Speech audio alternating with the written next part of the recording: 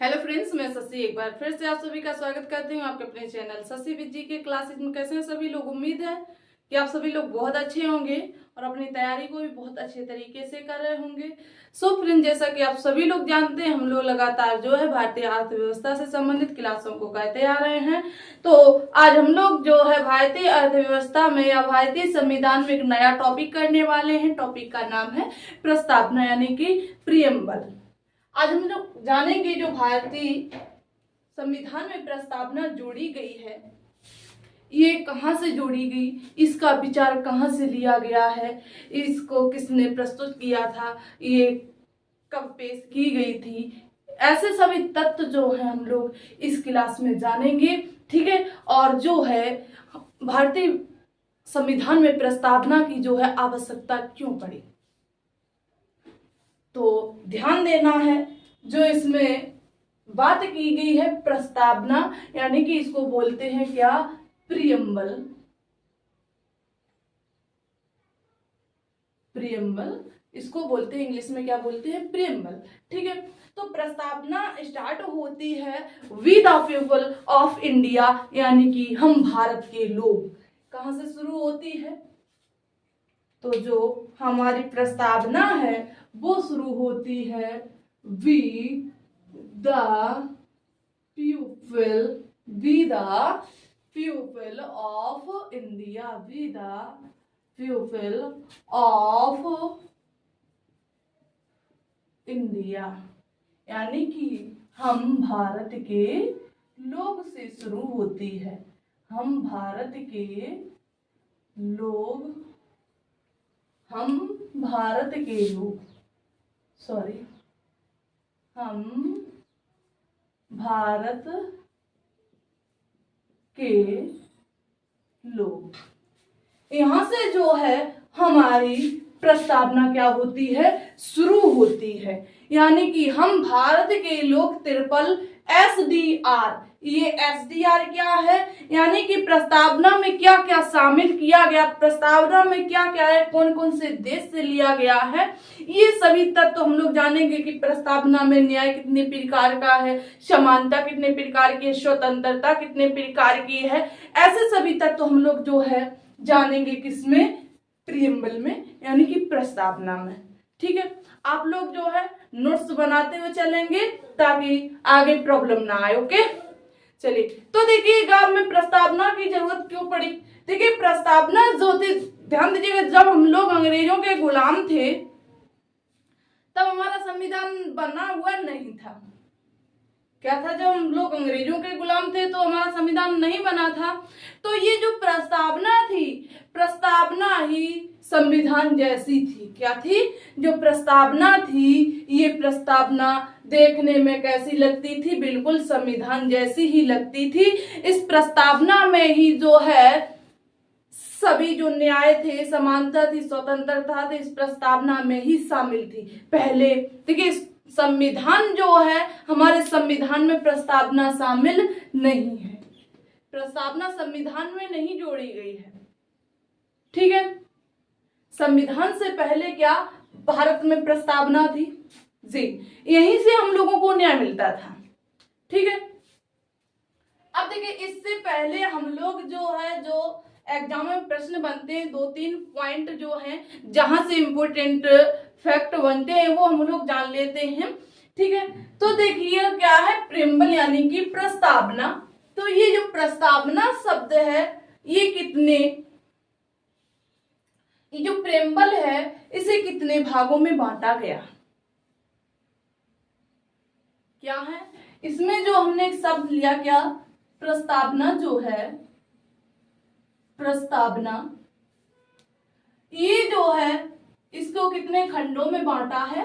तो प्रस्तावना को ध्यान देना है, जो हमारी प्रस्तावना है इसको 2 पार्टों में बांटा है। कितने पार्टों में बांटा है? तो आपको बताना है, इसको जो है 2 पार्टों में विभाजित किया गया है। कौन कौन से? सोर्स और बेस। क्या है? सोर्स और बेस। सोर्स और बेस, यानी कि स्रोत और आधार। देखिएगा बात आती ये क्या है, तो इसमें जो प्रस्तावना जो हमारे भारत में जो है, इसके जो स्रोत है कहां से आए हैं और इसका जो आधार है, आधार क्या है। तो ध्यान देना है, जो प्रस्तावना है इसका स्रोत, इसके दो स्रोत थे। कौन कौन से थे? स्रोत भी इंपॉर्टेंट है क्या? इसके दो स्रोत थे। पहला स्रोत था थॉट, यानी कि विचार, थॉट, और इसके बाद दूसरा था लैंग्वेज, यानी कि भाषा। लैंग्वेज क्या है? थॉट और लैंग्वेज, यानी कि विचार और भाषा। तो प्रस्तावना के सोर्स के दो टाइप थे। कौन कौन से थे? विचार थे और भाषा थी। यानी कि इसको सोर्स के आधार पर देखा जाए तो दो भागों में बांटा गया है, एक विचार के आधार पर और इसकी भाषा के आधार पर। यानी कि इस प्रस्तावना का विचार जो है कहाँ से लिया गया है और ये भाषा जो है प्रस्तावना में कहाँ से जोड़ी गई है।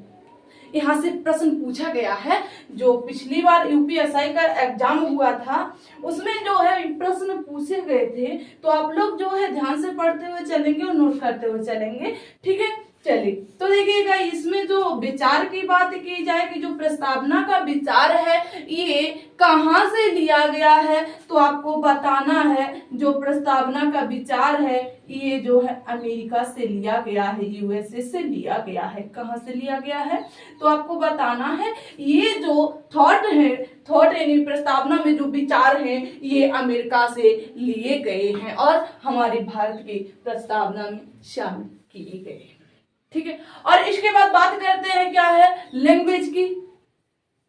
लैंग्वेज जो है प्रस्तावना की भाषा कहां से जोड़ी गई है, तो आपको बताना है ये जो प्रस्तावना की भाषा है ये ऑस्ट्रेलिया से जोड़ी गई है। कहां से जोड़ी गई है? ये जो है ऑस्ट्रेलिया से जोड़ी गई है, ऑस्ट्रेलिया से इसको लिया गया है। प्रस्तावना में जो भाषा है ये ऑस्ट्रेलिया से ली गई है, ये आप लोगों को क्या है याद रखना है, ठीक है। अब बात करते हैं ये बेस क्या है।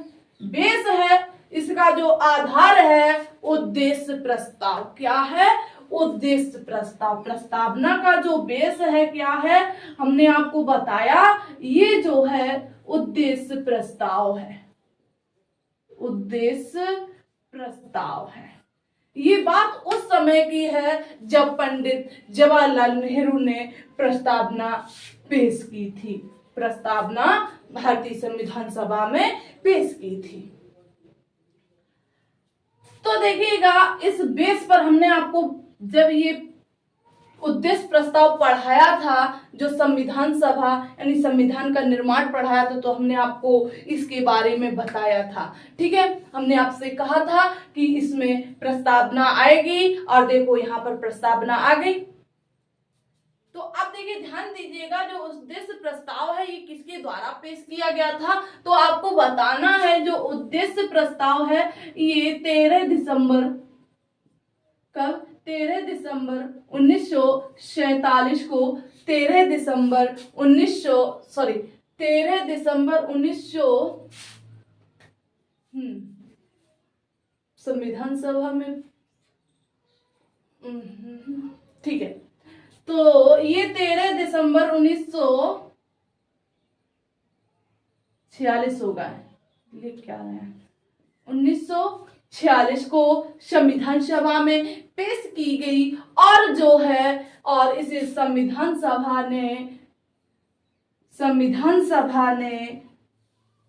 22 जुलाई 1947 को जो है 22 जुलाई 1947 को जो है इसे स्वीकार कर लिया था। ये आपको फैक्ट जो है याद रखने हैं, ठीक है। ये पूछ लिया जाता है कि उद्देश्य प्रस्ताव किसके द्वारा पेश किया गया है, तो आपको बताना है पंडित जवाहरलाल नेहरू के द्वारा। और जो है ये कब पेश किया गया है, तो ये 13 दिसंबर 1946 को। और संविधान सभा ने कब स्वीकार किया है तो आपको बताना है 22 जुलाई 1947 को संविधान सभा ने उद्देश्य प्रस्ताव को पास कर लिया था, यानी कि स्वीकार कर लिया था। ओके, चलिए तो इतना क्लियर हो गया। तो देखिए यहाँ से प्रश्न कहाँ कहाँ से बनेंगे, हमने आपको बताया कि इसमें जो है यहाँ से तीन प्रश्न बनेंगे। एक बनेगा विचार से, एक बनेगा भाषा से, एक बनेगा उद्देश्य प्रस्ताव से। ठीक है, तो आप लोगों को इतनी बात ध्यान रखनी है। क्लियर है इतना? तो आप लोग जो है नोट करते हुए चलेंगे। चलिए अब देखिए इसके बाद हम लोग बात कर रहे थे कहाँ, हम भारत के लोग SSSR यानी कि इसमें जो शब्द शामिल किए गए हैं, इसमें जो विचार है, इसमें क्या क्या आधार हैं, इस प्रस्तावना में क्या क्या शामिल किया गया, इसके बारे में हम लोग जो है सभी फैक्टों को बेसिक से जानेंगे। ठीक है, क्या है प्रस्तावना, यानी कि हमने आपको बताया इसे क्या कहते हैं, प्रियम्बल कहते हैं। ओके, अब देखिएगा इसमें बताया गया है कि be the people of India, हम भारत के लोग SSSR यानी कि हम भारत के लोग SSSR, अभी तक आप लोगों ने याद नहीं कर पाया होगा, लेकिन अब जो है आप बिल्कुल बेसिक से इसको याद कर लेंगे, बिल्कुल आपके माइंड में सेट हो जाएगा कि भारतीय संविधान में जो प्रस्तावना, जो भारत में प्रस्तावना है, इसमें कौन कौन से शब्द जोड़े गए थे, यहाँ आपको अच्छे से याद हो जाएगा। ठीक है, यानी कि सेवरिंग, क्या है सेवरिंग, दूसरा है सोशलिस्ट,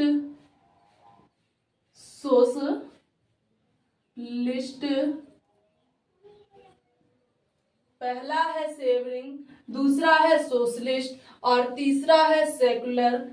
क्या है?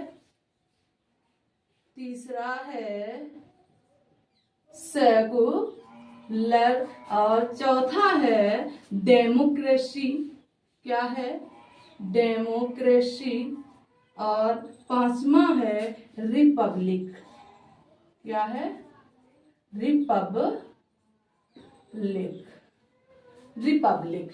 अब देखिएगा ये क्या क्या है, तो देखिएगा जो सेवरिंग है इसको बोलते हैं संप्रभुता। क्या बोलते हैं? संप्रभुता या संप्रभु बोल सकते हैं। संप्रभु का मतलब होता है, हमने आपको उस दिन जो फर्स्ट क्लास पढ़ाई थी, जब हमने राज्य का निर्माण पढ़ाया था, राज्य के प्रमुख तत्व पढ़ाए थे, तो उस समय एक आपको तत्व दिया था, एक पॉइंट दिया था संप्रभुता। तो उसका हमने अर्थ क्या बताया था? तो उसका हमने आपको अर्थ बताया था कि अपने लिए कानून।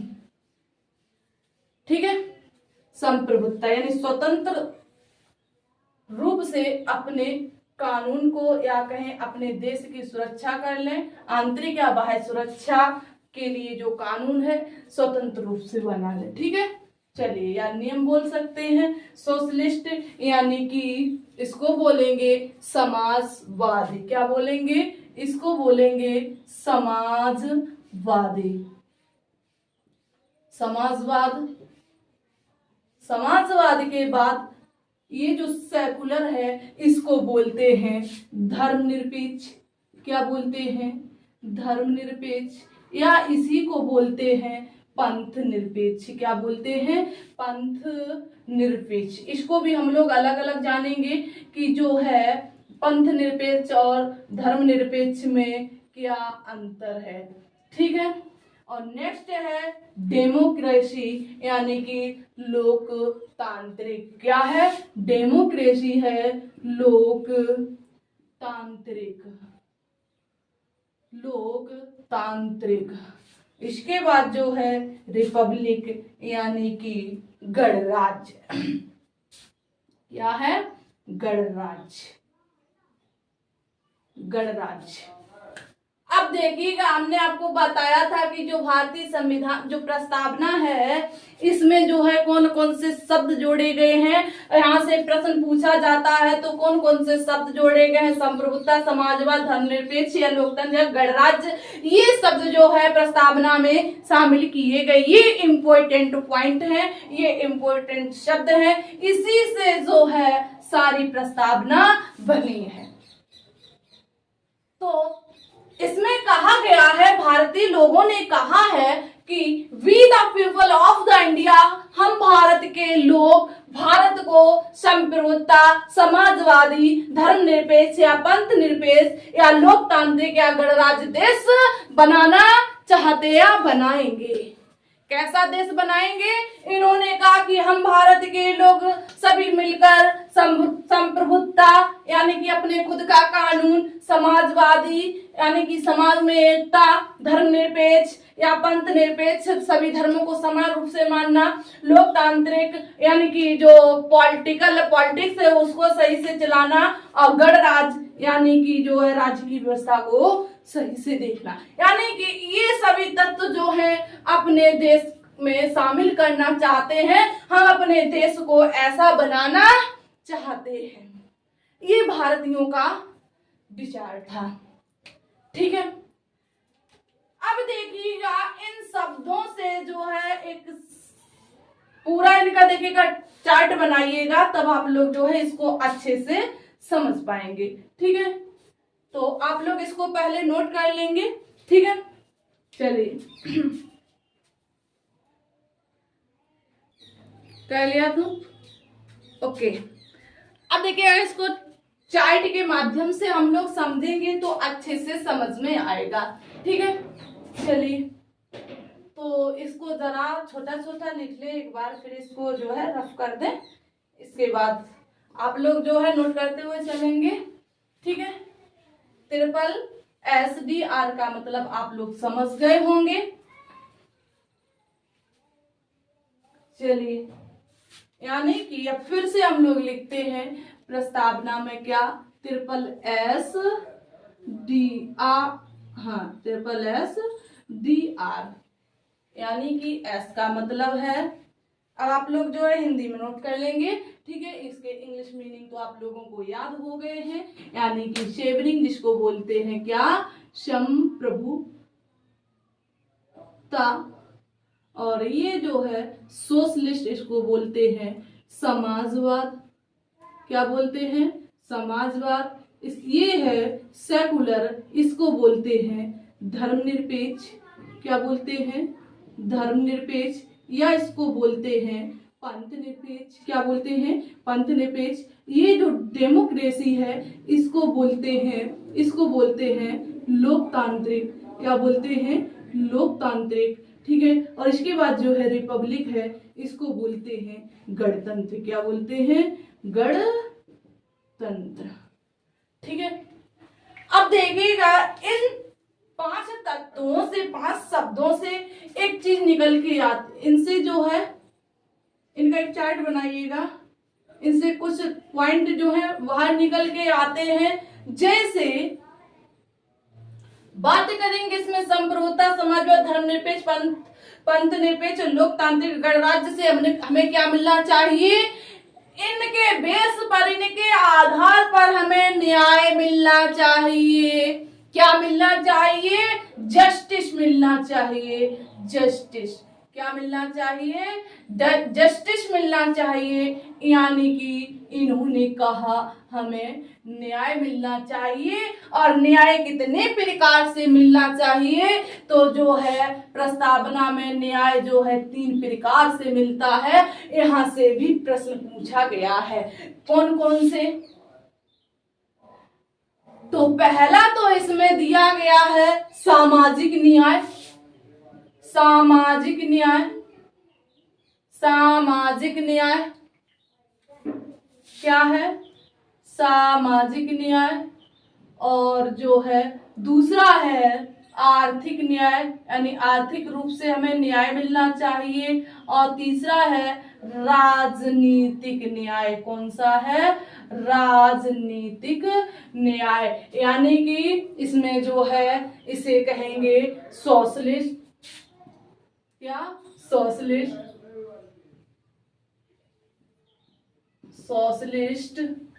इसको कहेंगे इकोनॉमिकल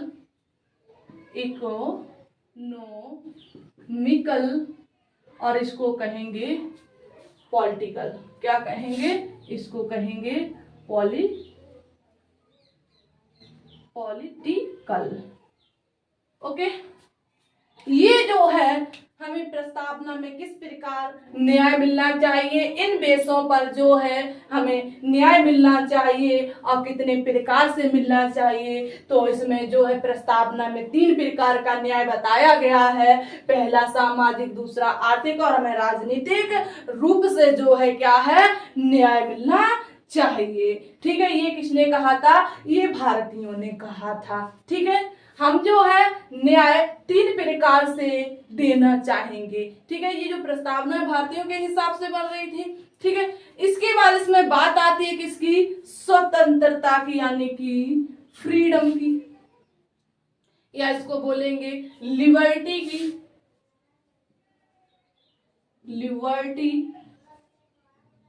लिबर्टी यानी कि इसको कहेंगे स्वतंत्रता।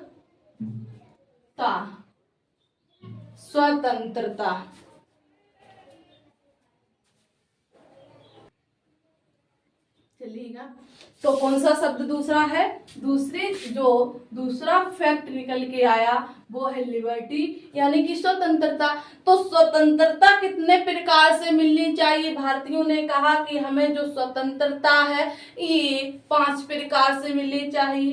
5 प्रकार से लिबर्टी, यानी कि पहली, ओके, 5 ही है। देखते हैं कौन कौन से हैं। तो भारतीयों ने क्या कहा कि हमें जो है स्वतंत्रता 5 प्रकार से मिलनी चाहिए। तो प्रस्तावना में जो है स्वतंत्रता 5 प्रकार से बताई गई है। कौन कौन सी? यानी कि लिबर्टी ऑफ थॉट, पहला है क्या? लिबर्टी ऑफ थॉट, यानी कि विचार की स्वतंत्रता। इसके बाद जो है लिबर्टी एक्सप्रेशन, क्या है? इसके बाद इन्होंने लिबर्टी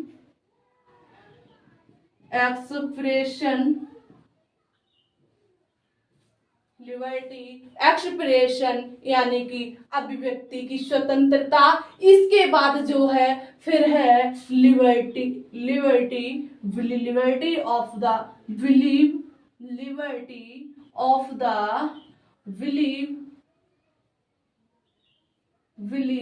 इसके बाद जो है नेक्स्ट स्वतंत्रता बताई, नेक्स्ट लिबर्टी इन्होंने बताई किसकी? फेथ की, यानी कि धर्म की स्वतंत्रता।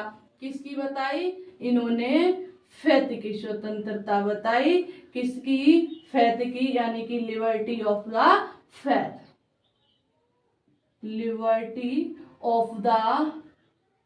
फेथ, ठीक है, यानी धर्म की स्वतंत्रता। फिर इसके बाद इन्होंने एक और स्वतंत्रता बताई, वो बताई है वर्शिप की स्वतंत्रता। किसकी? लिबर्टी ऑफ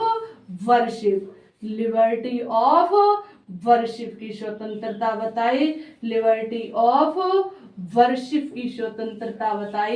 यानी कि उपासना की स्वतंत्रता। किसकी स्वतंत्रता? उपासना की स्वतंत्रता। यानी कि पहली स्वतंत्रता इन्होंने बताई लिबर्टी ऑफ द थॉट, यानी कि विचार रखने की स्वतंत्रता, यानी कि विचार की स्वतंत्रता। ठीक है, इसके बाद अभिव्यक्ति की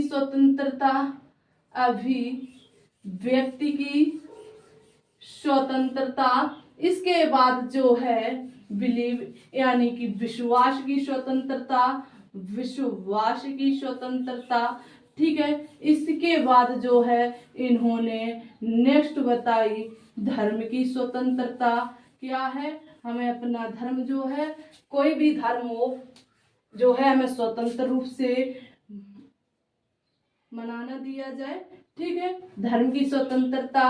और जो है इसके बाद जो है उपासना की स्वतंत्रता।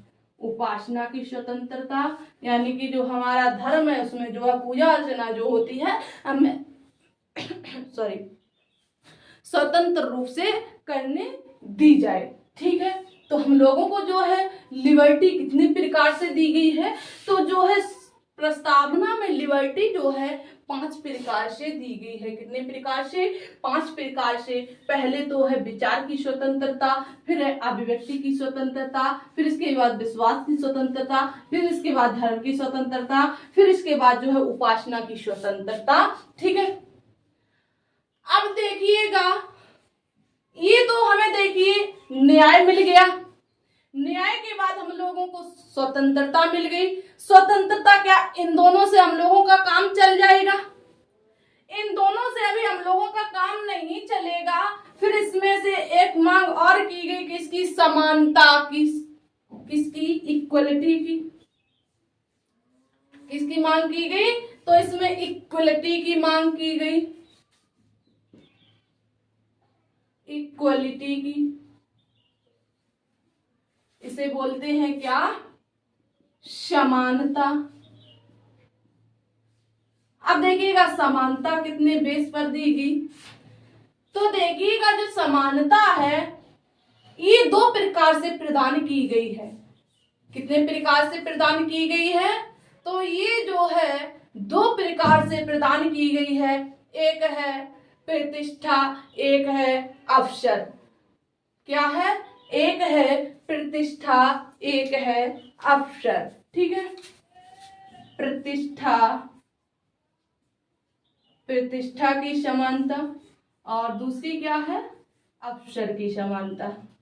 यानी कि हमें जो अवसर भी समान रूप से मिलने चाहिए, ठीक है। यानी कि इक्वलिटी ऑफ द स्टेटस और फिर इक्वलिटी ऑफ द अपॉर्चुनिटी। अवसर है, ठीक है। यानी कि प्रतिष्ठा यानी कि स्टेटस, स्टेटस और इसे बोलते हैं अपॉर्चुनिटी, ठीक है, इसे बोलते हैं अवसर। तो देखिएगा हम लोगों को न्याय मिल गया, स्वतंत्रता मिल गई, समानता मिल गई, क्लियर है। और इसके बाद इसमें और शब्द जोड़े गए, वो है बंधुत्व। क्या है? बंधुत्व। इससे एक शब्द और निकल के आया, वो है बंधुत्व। बंधुत्व का मतलब आप लोग समझ रहे हो, मिलजुल कर रहना, बंधुत्व, क्लियर है। फिर देखिएगा इसमें जो है इतना आप लोगों ने जाना कि ये जो बंधुत्व है, बंधुत्व को क्या बोलते हैं? Unity of the indigent. एक नोट कर दे रहे हैं हम, ठीक है। आप लोग पढ़ना, इसको क्या बोलेंगे? इक्वलिटी। इक्वलिटी में प्रधानता दी गई है, नो, ओके, इसको बोलेंगे इक्वलिटी। यानी कि बंधुत्व यानी हम लोगों को समान रूप से यानी कि मिलजुल कर रहना चाहिए। इक्वलिटी ऑफ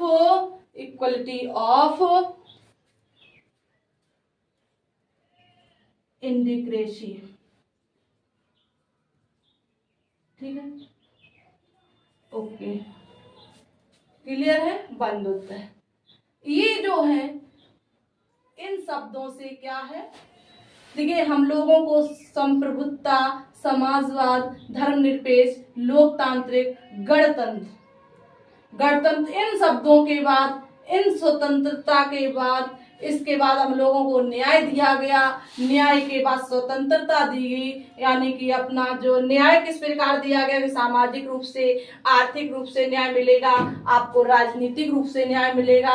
इसके बाद हम लोगों को स्वतंत्रता प्रदान की गई। स्वतंत्रता प्रदान किस प्रकार की गई? विचार रखने की स्वतंत्रता, अपने आप को, अपनी बात को आप लोग स्वतंत्र रूप से बोल सकते हो। फिर अभिव्यक्ति की स्वतंत्रता, ठीक है। चलिए, अपने जो अपना काम है विस्तार से कर सकते हो। और विश्वास की स्वतंत्रता, एक बात हो, कोई भी बात है विश्वास पर टिकी होती है, यानी कि बिलीव बहुत ही महत्वपूर्ण है, ठीक है। यानी बिलीव की स्वतंत्रता। फिर धर्म की स्वतंत्रता भी प्रदान की गई। जो व्यक्ति जिस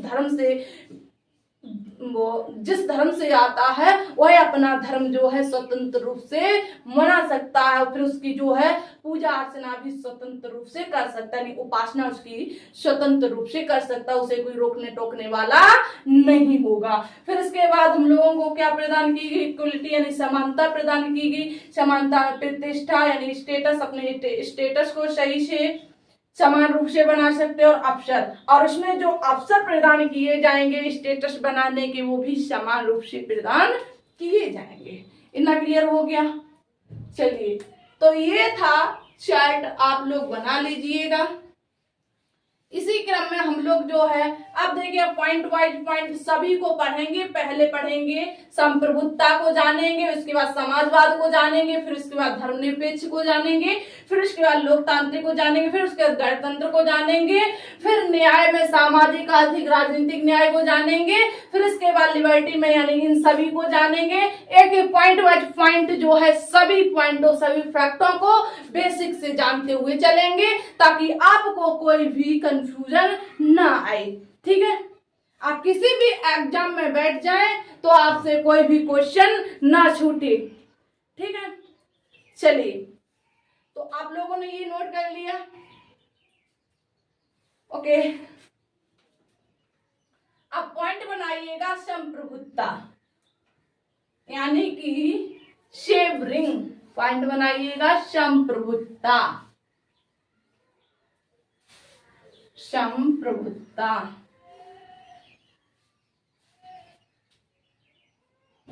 ये संप्रभुता क्या है? हमने आपको बताया था कि जिसके पास निर्णय लेने की संपूर्ण शक्ति हो उसे संप्रभुता कहते हैं। क्या है कि जिसके पास निर्णय लेने की संपूर्ण शक्ति हो उसे क्या कहते हैं? संप्रभुता कहते हैं। नोट कर लीजिएगा, जिसके पास निर्णय लेने की, जिसके पास निर्णय लेने की संपूर्ण शक्ति हो, संपूर्ण शक्ति हो, उसे क्या कहते हैं? उसे संप्रभुता कहते हैं। अब देखिएगा, ये जो निर्णय है, ये जो सेवरिंग है, कितने प्रकार से हम लोग ले सकते हैं, किस प्रकार से ये जो निर्णय है इसको ले सकते हैं, कितने प्रकार से शक्ति प्रदान की गई है, तो आपको बताना होगा। ये जो है हम लोग जो है आंतरिक रूप से भी ले सकते हैं और बाह्य रूप से भी ले सकते हैं। कैसे? आंतरिक रूप से भी, यानी कि हमारे देश के अंदर कुछ भी हो रहा है उसका निर्णय भी हम लोग ले सकते हैं। जो देश के बाहर कुछ हो रहा है उसका निर्णय भी हम ले सकते हैं। ये क्या है? संप्रभुता है, ठीक है। यानी कि इसको बोलेंगे नॉमिनल संप्रभुता, यानी नाममात्र की एक मिलेगी नाममात्र की स्वतंत्रता, एक मिलेगी पॉसिबल यानी कि वास्तविक स्वतंत्रता, ठीक है। अब देखिएगा यहाँ पर जो है हमने आपको बताया, ये जो है संप्रभुता है, एक तो होगी नाममात्र की स्वतंत्रता, नाममात्र की संप्रभुता, सॉरी नाममात्र की संप्रभुता, हम लोग संप्रभुता पढ़ रहे हैं, नाममात्र की संप्रभुता, संप्रभुता, ओके। और इसके बाद है वास्तविक संप्रभुता, वास्तविक संप्रभुता, ठीक है। और एक जो है वास्तविक कानूनी संप्रभुता, क्या है? वास्तविक कानूनी संप्रभुता, वास्तविक कानूनी संप्रभुता, कानूनी संप्रभुता। अब देखिएगा ये नाममात्र की स्वतंत्रता किस प्रकार, संप्रभुता किस प्रकार की है, और जो है वास्तविक संप्रभुता किस प्रकार की है, और जो वास्तविक कानूनी संप्रभुता ये क्या है, हम लोग सभी पॉइंटों को जानते हुए चलेंगे। इसमें देखिएगा जो नाममात्र की स्वतंत्रता है, देखिएगा जैसे अपने देश में क्या होते हैं, अपने देश में क्या होते हैं, राष्ट्रपति होते हैं, ठीक है। राष्ट्रपति होते हैं, कौन होते हैं? राष्ट्रपति होते हैं। राष्ट्रपति के पास जो है नाममात्र का, जो नाममात्र की संप्रभुता होती है। और उसके बाद जो है जो वास्तविक संप्रभुता होती है, ये जो है प्रधानमंत्री के पास होती है। किसके पास होती है? प्रधानमंत्री के पास होती है। क्यों? देखिए अगर कोई भी बिल बनाया जाता है, कोई भी विधेयक पास किया जाता है, तो उसमें सब जो है नियम कानून, जो भी बदलाव करना होगा, जो भी जोड़ना होगा, जो भी हटाना होगा, जो कुछ भी करना होगा, सब कौन करेगा? वो प्रधानमंत्री करेगा। लेकिन प्रधानमंत्री को राष्ट्रपति रोक नहीं पाएगा, सब कुछ कर लेगा, और राष्ट्रपति से क्या करना कराने जाएगा? सिर्फ उसके सिग्नेचर करने जाएगा कि आप इस पे क्या कर दो, सिग्नेचर कर दो। यानी इसके पास जो है, राष्ट्रपति के पास जो है नाममात्र की संप्रभुता है, और जो वास्तविक संप्रभुता है किसके पास है? तो ये प्रधानमंत्री के पास है, ठीक है। अब इसके बाद जो बात करते हैं हम लोग जो है वास्तविक कानूनी संप्रभुता, ये कहाँ रखी गई है? तो ये जो है संविधान के पास है। कहाँ है? इसको जो है संविधान में रखा गया है। संविधान, संविधान में जो कानून नियम है ये किसमें जोड़े गए हैं? तो ये जो है संविधान में जोड़े गए हैं। क्लियर है? तो ये जो देखिएगा, यानी कि जिसके पास संपूर्ण शक्ति होती है निर्णय लेने को, उसको क्या कहते हैं? संप्रभुता कहते हैं। तो इसमें सबसे मेन पॉइंट होता है, वो होता है प्रधानमंत्री का, ठीक है। प्रधानमंत्री का होता है, यानी प्रधानमंत्री है जो अपने आप से सब कुछ निर्णय ले सकता है, ठीक है। प्रधानमंत्री जो राष्ट्रपति से जो प्रधानमंत्री पूछने भी नहीं जाएगा कि हम ये कर दें या ना कर दें, उसने तो सिर्फ नाम के लिए बैठा दिया था। कहते हैं अंडू के से बंदूक चलाना, ठीक है। तो ये है राष्ट्रपति की वैल्यू। लेकिन सम्मान कितना दिया जाता है कि भारत का प्रथम नागरिक कौन होता है? राष्ट्रपति होता है। चलिए, तो ध्यान रखना है। तो आज की क्लास हम लोग यहीं समाप्त करते हैं। हम लोगों ने जो है बहुत सारे तत्व जाने हैं और सभी पॉइंटों को अच्छे से जाना है। अब हम लोग जो है बेसिक से सभी पॉइंटों को पढ़ते हुए चलेंगे। आज हम लोगों ने जो है इस क्लास में संप्रभुता को जान लिया है। नेक्स्ट डे हम लोग जानेंगे समाजवाद को और इससे संबंधित सभी तत्वों को, ठीक है। उम्मीद है कि आपको आज की क्लास भी बहुत अच्छी लगी होगी, यानी इसका आज का कंटेंट भी अच्छा लगा होगा और जो है आपको समझ में भी आई होगी, ठीक है। तो आप लोग जो है क्लास को ज्यादा से ज्यादा शेयर करें और लाइक करें। जो साथी इस चैनल पर पहली बार है, मेरी क्लास को पहली बार देख रहे हैं, तो ऐसे बेस्ट कंटेंट के लिए हमारे चैनल को सब्सक्राइब कर लें, ताकि कोई भी क्लास डाली जाए तो उसका नोटिफिकेशन जो है सबसे पहले आपके पास पहुंचे, ठीक है। और अपना सहयोग बनाए रहिएगा ताकि हम भी जो है आपके लिए बेस्ट से बेस्ट कंटेंट ला पाए। चलिए, फिर मिलते हैं हम लोग नेक्स्ट डे नेक्स्ट पॉइंट के साथ। तब तक के लिए अपनी तैयारी को करते रहिएगा। धन्यवाद।